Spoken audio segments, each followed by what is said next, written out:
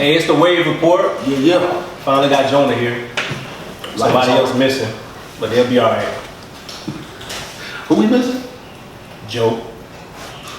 Oh, usually it'd be Joe here, and you don't be here. Damn, you gonna do me like that? Yeah. But you don't be here. It's all good. So we got some shit to get into. As you can see, back to the round table. We got friends and family. Everybody say hey to the camera. Yeah, say what's up. Don't be shy. I already know ain't nobody in here shy, man. Especially when these questions start flying. Oh, what questions we got? Go ahead. Well, it's gonna be mayhem. Go ahead, I'm ready right now. You wanna pop it on? Yeah. Abortion. Go ahead. Abortion. Is this solely a woman's right? Y'all was just in here talking. What happened? I mean, come on now. Women? I mean, it's a lot of ladies. Zavika, Elisa, somebody? Jasmine? Okay, DMX, keep it up.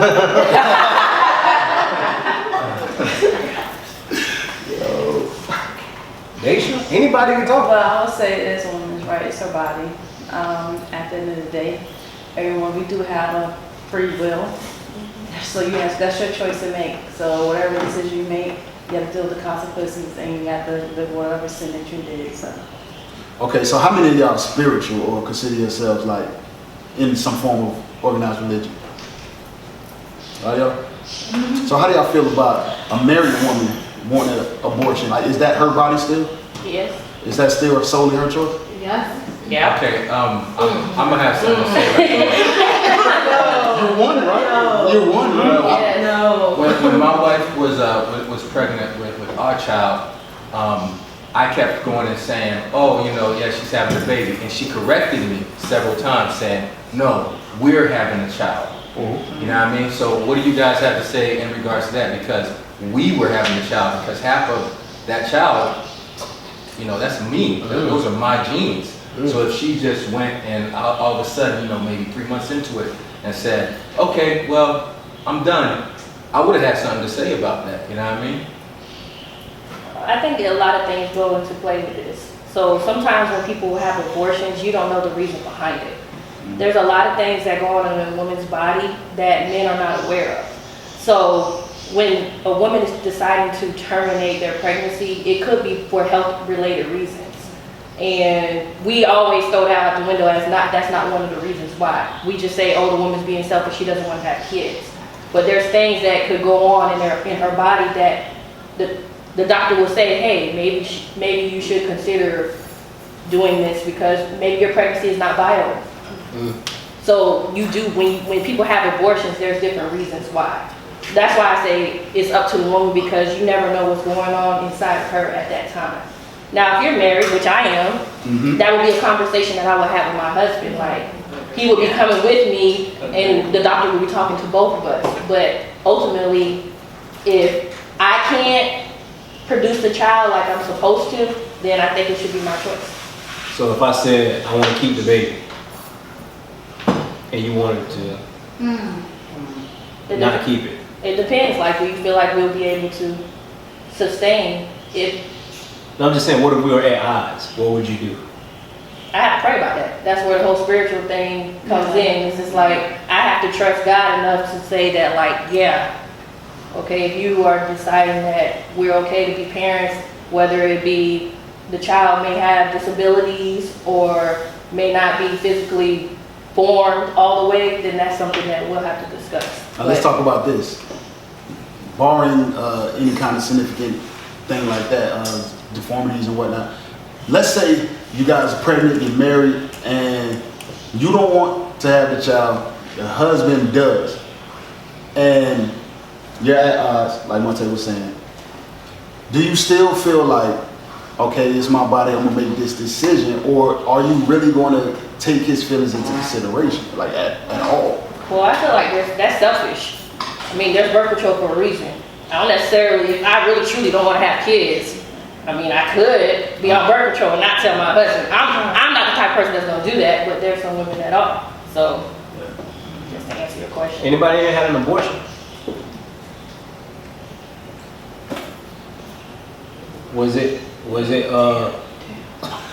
Go ahead, Tamika. Was it solely your I decision can or? speak from experience, yes. Honestly, for my first experience for my abortion, I would say it was not my decision. Once a man, if you tell me that you don't want, like this is something that we're not ready for, I was 16 years old. So if you tell me that this is something that you're not ready for and we both come to a common agree, like we both agree on it, then I'm gonna say no. But I honestly would say to go back when you're in a marriage and like speaking with me, like I'm not married, but I've been in a relationship for 9 years. And like I'm the person that can't have kids anymore. Like I've accepted that, but I got 2 already. And it came to a point, like when I first got pregnant with my son, it was either we could abort him and save me, or we could just go ahead and go through it. And I was like, well, Dad still wants my boyfriend, like, hey, I still want my baby. And I'm like, well, you know, it's me or him. And I felt like it's something that you have to sit down and, my feelings don't only count in a relationship. I don't care how long you've been in a relationship with someone. If you love them, I feel like you both should make that decision, because it's something that a man don't immediately say, hey, that hurts me. And it's something that you can damage, something that you could have easily said, hey, let's just try it. And me stepping out on faith gave me 2 kids. And then I was like, all right, like now it's my body. Like now it's time to shut it down, because we done came and agreed on like, hey, I got my 2 out of the way. But I just feel like it should be both. Because some men don't want to have a child, and then when you have one 9 months down the line, you got women out here like, oh well, he don't want to be a daddy, but like he didn't want to be a daddy before the baby even got here, like before the baby even got to what it was. So it's like it's deeper than that. Like I feel like we both have to make that decision, because Dad could be speaking like, hey, like I'm staying with my mama, like shit, I'm struggling, I can't do nothing right now. But you could be doing good. You may say like I'm ready, but like a man gonna feel like I need to be whole to be able to do what I gotta do for my family. And if he ain't gonna feel 100, I mean, he gonna be like, all right, like we may need to like, you know, hide this one out. But that's my opinion. So, you know. If I could ask you, like, how did that affect you emotionally whenever, you know, you had the abortion? It honestly affected me a lot. It affected me, I'm gonna say it affected me for the past like maybe 15 years. Because that abortion made me have anger and hatred towards my mom. That abortion made me have anger because you supported that decision. That abortion made me have anger and hatred because I had my sister pick up the phone and said, hey, come stay with me, I would have kept my baby. And I felt like I let people influence that decision. So it hindered me down the line. Like now I feel like that's part of the reason why I'm having issues with me being able to have a child. Like, oh, well, I could carry a baby, but by the time I hit my 5th month mark, my body started wanting to active labor, and I can't stop it. And I'm like, it affected me, and I feel like that, like growing up, I'm like, I still blame it. Like, okay, like that abortion is the reason why I'm having all of these complications. Like I have to have surgery before I have my kids. Then I have to have surgery before I have them, and then have surgery again when I have them. I have to have 6 epidurals. So I'm like, it's a lot. Did anyone tell you that that could possibly be a side effect of it or anything? Did they go into that with you? No. No. I wrote on the paper, I was like, I really don't want this abortion. And yeah, like my mom was like, oh, she's getting it. Like this is a no-go. So I was like, hey, like I'm 16, so I gotta do what she said. But yeah. Is that something that women think about? Like, because I know when I first said it, everybody's like, oh, it's my body. You know, hey, if I want to get it, I'm going to get it. But is that something like women really think about, like the side effects or what could happen, the potential threats? Like, do you have a like long conversation with yourself and think about it, or what? I feel like, to me, it's situational based, because there's some women out here who do it for selfish reasons, like who naturally I'm going to get a plan B and this is what I'm not. Yeah. But it's other women like me, like I really wanted to be a mom. Like being a mom is everything. Like that's everything to me. And it took me until now I'm getting ready to be 28 to finally come out and be like, damn, like I let that situation cause me to wrap my whole life around my kids, and now I don't even know how to get my life back and live with me as a woman and get out and do stuff. Like I literally was laughing earlier, like this is outside of my pattern. This is my man and my kids every Sunday. This all time. Yeah. And I'm like, it's hard to wrap myself, to get myself outside of that. But I just feel like people don't think of it. You don't think before you do it, because you feel like, oh, you go to a doctor, you go into someone who know what they're doing, who's licensed, and they're taking it out of you. But it's a lot. Like when they have to literally stick an object inside of you and it stretches you. So sometimes that shit may not come back and your baby can come out. So I'm like, it's a lot that we don't even think that's in the body. And I just don't think that a lot of thought going into those decisions. Like I agree with what you said. Like I feel like that's the accountable part. Like, get birth control and do all that, but some women be like, ooh, condoms, and then some people out there like, nah, like they're feeling like, okay, so you know, some people, we know what we're doing, but it's just most decision. So for those of y'all who are religious, even those of y'all non-religious, how do you feel about people who are religious saying, because of the religion I'm in, I should just keep the baby? That's not good enough for me. Go ahead and talk. Because I feel like I posted something on Facebook the other day, and Lisa, I think you saw it. It was about how God gave people free will. And I'm not religious at all. I don't subscribe to one religion, but I felt like a lot of my family members are, and they get mad at me when I post anything about female reproductive rights because they think, well, I believe in God. Why don't you, if the Bible says that this is wrong or whatever, why don't you subscribe to those ideologies? I can't. And by your ideology, if we have free will, we should have the right to choose. Yes. And even though my choice may not be your choice, that doesn't mean that you should hinder me from choosing. So I believe that my free will ends where yours begin, right? So who's the advocate for the baby? Does it have free will as well? Do they have rights? Who's going to be their advocate? So does the baby have a right to life?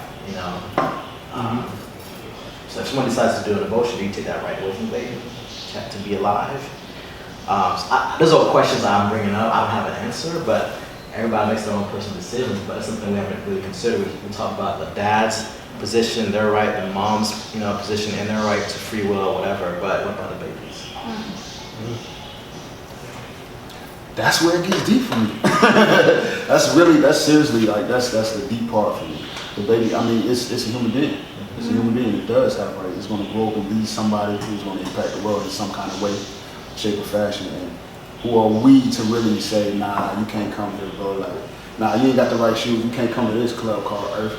You got to go. Like, who are we really? You know what I mean? That's just how I feel about it. Like, like I said, I raised my hand about the abortion thing because I've been a part of that before. I was in California. I drove 3 hours to Riverside to take my girl at the time to have an abortion. The baby wasn't mine. I'll let y'all wrap your mind around that. The baby wasn't mine, but I still felt that weight, that pain of that. Like, this is a life. It was a life. We came here, it was a life inside of me. We leaving, it's not. Like, that's deep to me.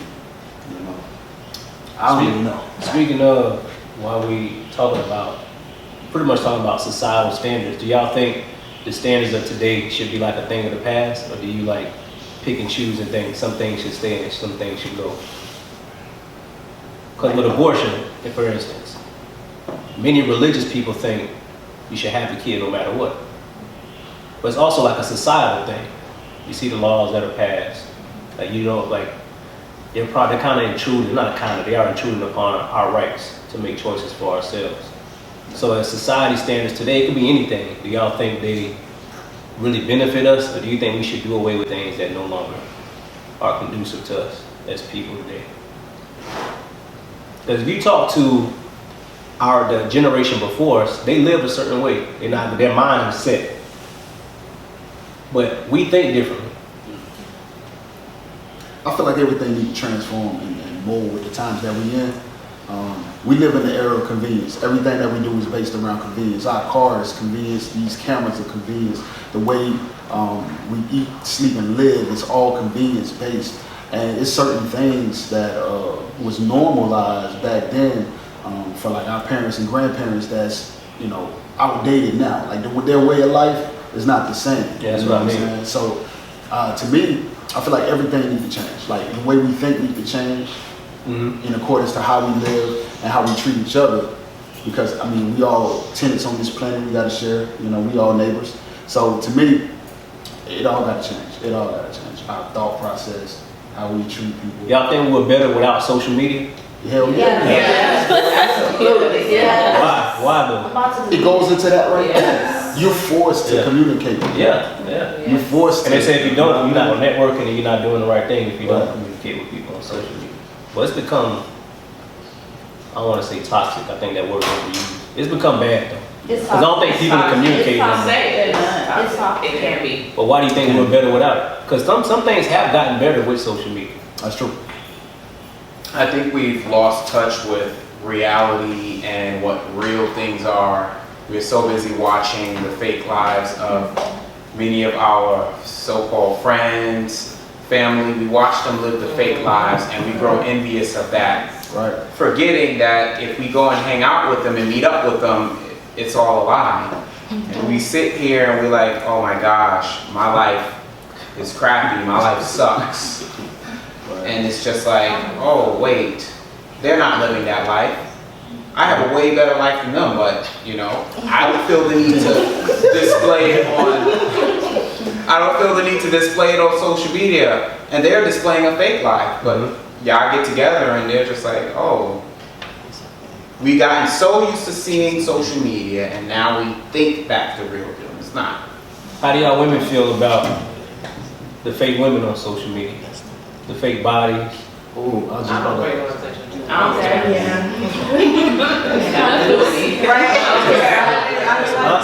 Do you sis? You feel sad though, because you have these people trying to do all these alterations to their body, but deep down they're still not happy. You trying to achieve this body, this look, but you have to take into consideration, you get old, that wear and tears too. Yeah. So you get your butt done, you 10 years later around, you walk around with a saggy booty. Look like you shitted on yourself. So it's like, what's the point of going through all that? And you gotta deal with the consequences later. That's right. So just be happy with what you have and just move on. Instant I gratification. agree. I think a lot of people on social media have low self-esteem. That's They it. just, Yes. when you putting all that stuff out there like Yeah. that, Yes. for a like, and if Yes. you don't like it, then they, you know, they feel a certain way, they feel hurt. Why is that? They I'm don't glad feel you good enough. mentioned that too. That's all right. I'm glad you mentioned that too. People are paying attention to the likes more than anything. It's like, I need to have a certain amount of likes for me to feel. From people who don't even know you. Validation. Yeah, it's validation. But the reason why it's like that, because no one in their home has ever told them about their work. So they're looking for society to validate who they are as a person. Now, what about status? Do you believe that it's people that think these likes and engagement is somewhat similar to where they are in life? If I get 1,000 likes every time I post, does it mean I'm an important person? No. In their If you mind. need to work, Yeah. society. Exactly. Because they're getting. I just wish those lights would turn into money. That's what I just want it to turn into money. 'Cause if- They can, but They that's, can, that's what I'm saying, they can. But you gotta do a lot to get those. That's right. Yeah. Comes with cost. and that's what makes it really rough, because the hustle of that. A lot of people, they're not genuine anymore. They're hustling to get their likes up so they can get to some bread or a certain place in life where they see themselves, or they want to get like someone else that's doing this thing that they want to do, and it's not genuine in the process. Speaking of, since social media, the suicide rate is spiked because of social media. So I meet a lot of people in real life, if you ask somebody you work with, like about social media, they're like, I don't really care about it. But the suicide rate says differently. Some of y'all caring. In real life, yeah, you'll say you don't care, but you get on social media, that's not the same story. But that made me think, why is it a thing to be unbothered though? To pretend like you're unbothered? That's a, Because it's what society encourages. It's a facade. That's how we grow up. We grow up, we have to grow up like we have these numb emotions, like we're oblivious to how I give a shit. I'm gonna be real about mine. I'm gonna say I care. Like, but everybody just can't gonna be real with yourself. I just feel like it's something that really be put on, and everybody, it's not normal to be real with yourself no more. It's not. Everybody is encouraging you to be fake or put on. That's why the fake bodies and the makeup and all that is encouraged, because people may feel like I'm weird. I don't really like to wear makeup. I don't really like to do all that. I'm just like, this, what the hell you see is what you did. Like, this is I can't fake it. But I feel like that's more beautiful than something that you gotta create and put together and throw on me. Like, if you want to get surgery, that should be a beauty enhancement. Like, it should not be something that you feel like it should be life changing. My life starts when I get this surgery, or my life starts when I start getting these 10,000 likes, or my shit start accelerating when I start getting all of this feedback. I just feel like it's a facade. Like, it's just, nobody knows how to do it. What can we do about it? Like, this is the world that we live in now, but like, what can we do about that? To not only, I don't want to say bring awareness to situations like this, because it's well known. Everybody knows this is how we live it. But what do we do to curb it? Stop liking people posts. I mean, I don't know. I think- Because social media is going nowhere. It ain't going nowhere. I think I it's don't think we can do anything else. I think it's healthy for everybody to disconnect from social media for a certain part of the year. Yes. Nah, you don't gotta like completely get off, but I think it's healthy for you to reassess your life and what you want to do and not get consumed by it, to just disconnect for a cerent period of time. And you always notice when you disconnect, people think you're weird. Like, where'd you go? Yeah. And nigga, I'm still living. What you mean? I'm broadcasting, don't mean I ain't living. I'm perfectly fine. But I think it's healthy for people to do that. Like one aspect we didn't mention is that social media, like looking for affirmation, validation through the likes, and it's a chemical response in the brain. Like you get that fix, and then you become addicted to it. You're looking for more and more and more of that over time. So people do have problems. So if you may need to see somebody, talk to somebody about your addiction to social media. So therapy may be a solution as well for some people. Therapyshop.com. Get yours today. But yeah, so that's the end of this episode. We're gonna continue it on the next episode. Yeah, we're gonna get this a part 2 because we got a lot to talk about, man. Obviously, we got an active group that's willing to talk, so let's get it. Hell yeah. Wave report. Wave. Wait.